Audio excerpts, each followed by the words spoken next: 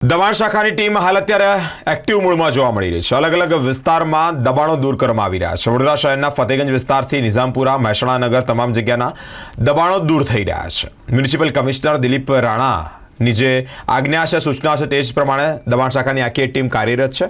અલગ અલગ જગ્યા પરના દબાણો દૂર કરવામાં આવી રહ્યા છે। એક ટ્રક ભરી અને જે દબાણનો સામાન છે તે જપ્ત કરવામાં આવ્યો છે। મહેસાણા નગર ગરબા ગ્રાઉન્ડ, ફતેગંજ વિસ્તાર, નિઝામપુરા વિસ્તારમાં તમામ જગ્યાએ દબાણો દૂર કરવામાં આવ્યા છે। જે પ્રમાણે દબાણો દૂર કરવામાં આવ્યા છે તેને લઈને જ દબાણકર્તાઓમાં ફફડાટ પણ જોવા મળી છે। ફતેગંજ બ્રિજથી લઈને મહેસાણા નગર 4 રસ્તા સુધી કામગીરી હાલ ચાલુ છે।